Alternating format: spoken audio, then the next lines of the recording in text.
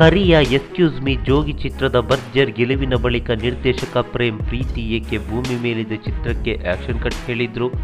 ಈ ಚಿತ್ರದ ಮೂಲಕ ಮೊಟ್ಟ ಮೊದಲ ಬಾರಿಗೆ ನಾಯಕ ನಟನಾಗಿಯೂ ಎಂಟ್ರಿ ಕೊಟ್ಟರು.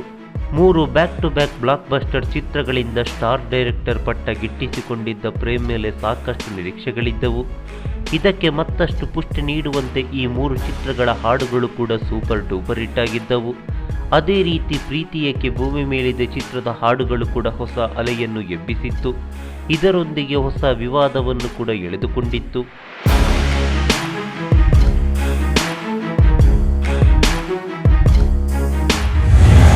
ಸುದ್ದಿ ಮಾಡಿದ ಹಾಡಿನಲ್ಲಿ ವಿವಾದದ ಸದ್ದು.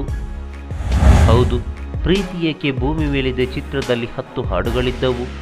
ಒಂದಕ್ಕಿಂತ ಒಂದು ಹಾಡುಗಳು ಮುದ ನೀಡಿದವು.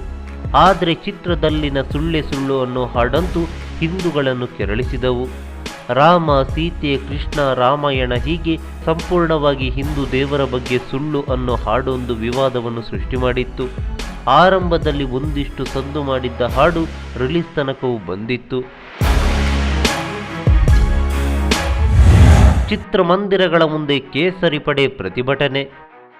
ಡಿಸೆಂಬರ್ 28, 2007ರಂದು ರಾಜ್ಯಾದ್ಯಂತ ಪ್ರೀತಿ ಏಕೆ ಭೂಮಿ ಮೇಲಿದೆ ಚಿತ್ರ ತೆರೆಗೆ ಅಪ್ಪಳಿಸಿತ್ತು. ಹಾಗೆ ಸುಳ್ಳೆ ಸುಳ್ಳು ಹಾಡು ಚಿತ್ರದಲ್ಲಿತ್ತು. ಇದರಿಂದ ರುಚಿಗೆದ್ದ ಹಿಂದೂ ಸಂಘಟನೆಯ ಕಾರ್ಯಕರ್ತರು ಚಿತ್ರಮಂದಿರಕ್ಕೆ ಮುತ್ತಿಗೆ ಹಾಕಿ ಪ್ರತಿಭಟಿಸಿದ್ರು. ಈ ಹಾಡನ್ನು ಪ್ರದರ್ಶಿಸಬಾರದು ಎಂದು ರಾಜ್ಯಾದ್ಯಂತ ಈ ಸಿನಿಮಾ ಪ್ರದರ್ಶನ ಕಾಣ್ತಿದ್ದ ಚಿತ್ರಮಂದಿರದ ಮುಂದೆ ಪ್ರತಿಭಟಿಸಲಾಯಿತು. ಪ್ರೇಮ್ ಅವರು ಏನೇ ಸಮಜಾಯಿಷಿ ನೀಡಿದ್ರೂ ಹಿಂದೂ ಕಾರ್ಯಕರ್ತರು ಇದನ್ನು ಒಪ್ಪಲಿಲ್ಲ. ಕೊನೆಗೆ ಈ ಹಾಡಿಗೆ ಕತ್ತರಿ ಹಾಕಲಾಯಿತು.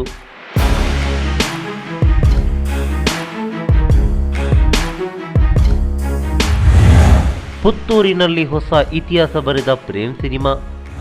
ಮಂಗಳೂರಿನಲ್ಲಿ ಪ್ರತಿಭಟನೆಯೊಂದಿಗೆ ಪ್ರದರ್ಶನ ಕಂಡ ಈ ಚಿತ್ರ ಆ ಬಳಿಕ ಪುತ್ತೂರಿಗೂ ಎಂಟ್ರಿ ಕೊಟ್ಟಿತ್ತು. ಅಚ್ಚರಿ ಅಂದರೆ ಪುತ್ತೂರಿನ ಇತಿಹಾಸದಲ್ಲೇ ಮೊಟ್ಟ ಮೊದಲ ಬಾರಿಗೆ ಒಂದು ಸಿನಿಮಾ 2 ಚಿತ್ರಮಂದಿರಗಳಲ್ಲಿ ತೆರೆ ಕಂಡಿದೆ ಎಂದರೆ ಅದು ಪ್ರೀತಿ ಏಕೆ ಭೂಮಿ ಮೇಲಿದೆ. ಅರುಣ ಮತ್ತು ಮಯೂರ ಚಿತ್ರಮಂದಿರಗಳಲ್ಲಿ ಏಕಕಾಲಕ್ಕೆ ತೆರೆ ಕಂಡ ಈ ಚಿತ್ರಕ್ಕೆ ಪ್ರತಿಭಟನೆಯ ಬಿಸಿ ತಟ್ಟಿತ್ತು.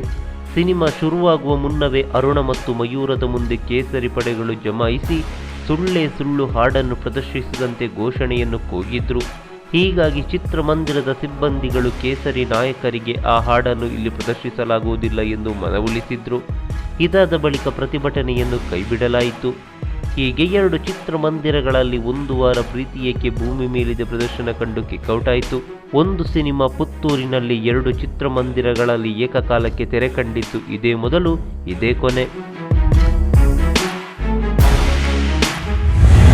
ವಿವಾದದ ಸುಳಿಗೆ ಸೋತು ಸುಣ್ಣವಾದ ಪ್ರೀತಿ. ಸಿನಿಮಾವೇನೋ ರಿಲೀಸ್ ಆಯಿತು. ಚಿತ್ರಕ್ಕೆ ವಿವಾದವು ಸುತ್ತಿಕೊಳ್ತು.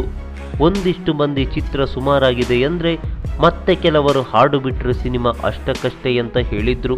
ಹೀಗಾಗಿ ಈ ಸಿನಿಮಾ ಸದ್ದು ಮಾಡಿದ್ರು ಚಿತ್ರಮಂದಿರದತ್ತ ಪ್ರೇಕ್ಷಕರನ್ನು ಸೆಳೆಯಲು ವಿಫಲವಾಯಿತು.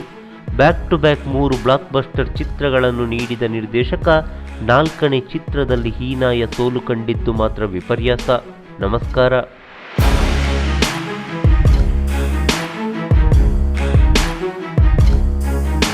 ಈ ಮಾಹಿತಿ ನಿಮಗೆ ಇಷ್ಟವಾಗಿದ್ದರೆ ಲೈಕ್ ಮಾಡಿ, ಶೇರ್ ಮಾಡಿ, ಹಾಗೆ ನಮ್ಮ ಕೋಸ್ಟಲ್ ಕನ್ನಡ ಯೂಟ್ಯೂಬ್ ಚಾನಲ್ಗೆ ಸಬ್ಸ್ಕ್ರೈಬ್ ಮಾಡಿ.